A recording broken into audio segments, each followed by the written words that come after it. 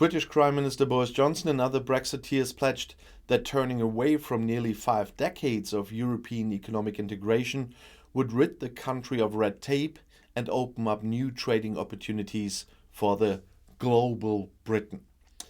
In rural England, however, farm manager Will Woodhall is trying to stay positive despite standing next to a huge pile of rotting turnips that would once have been worth tens of thousands of pounds. It's a real shame. We've put so much work into this, he told AFP, pointing to the 15-foot pile of surplus vegetables that has been rotting in his yard since October last year. I've never had crop residues of this magnitude.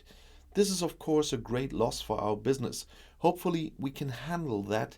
I still try to turn it into something positive.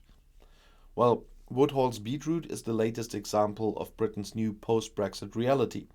Bureaucracy and the complexity of exporting British goods to the EU have meant that many British products are no longer in demand. Woodhall Growers, a 770-hectare farm in Staffordshire, in central England, has been growing organic beets for almost a decade, of which they ship just under half to the EU.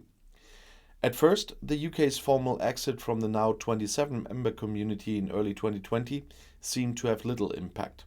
But a year later, after an 11-month transition period, the country left the European single market and the European Customs Union.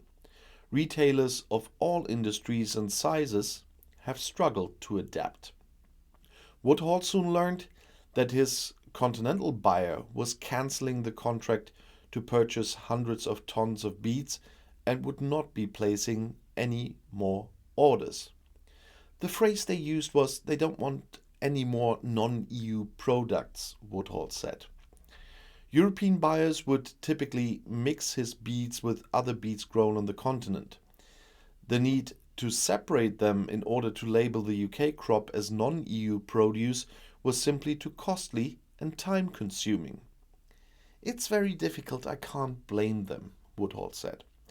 The farmer, who usually ships his crop in the winter months after harvesting in late autumn, has had to abandon several hundred tons worth around £90,000. "I'm not going to get that back, so we took a massive loss," Woodhall says.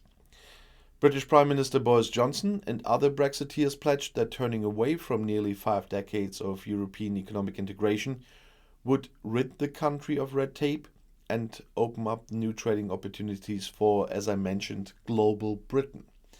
But for many involved in cross-channel trade like Woodhall, Brexit has created new bureaucratic hurdles and hampered rather than encouraged exports. They now have no choice but to look for business opportunities in their home country. It will now only be produced for the UK, no EU exports of our organic beets, which is a real shame, Woodhall says. He plans to produce more of the other crops, spring onions, grains, beans, peas, also grown on the farm for domestic market, and diversify the operation. "You just have to go forward and do things," he says. And he's revealing he's already thought about offering glamorous camping or drone racing. Turning to agriculture, he conceded that UK buyers can only absorb some of the missing EU orders and that near-term growth would undoubtedly be impacted. Growing 34 hectares is much more profitable than growing 19 hectares, Woodhall said, explaining that his costs would remain similar. "It's good to grow more and then thin out." Despite all this, Woodhall, who voted to remain in the EU in 2016, is optimistic about the country's potential long-term prospects outside the EU if promises are kept. He believes the UK could capitalize in a decade, but it will take that long to adapt. "I firmly believe that we will be better off with Brexit in 10 years. We are our own market, but the question is, how many people will go broke in the time between now and then? And do we have the support from above to do that? I don't know." Well, Woodhall noted that EU agriculture is a big industry with significant political support. The UK subsidies, on the other hand, would fall short due to the smaller size of the industry.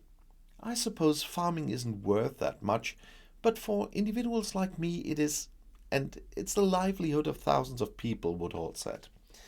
In the meantime, Woodhall has to absorb the short-term effects of the UK's new position outside the EU and has no choice but to let his unwanted beads rot to compost. It's heartbreaking. I come here every day and look at this, and sometimes I put my head in my hands. I just need to get away from it and think of something else. But the next day he will see the same thing again. And people are always talking about the Brexit benefits. This, once again, is none of them. And so I'm still waiting for someone to show me some. And I'll see you in my next video. Bis gleich.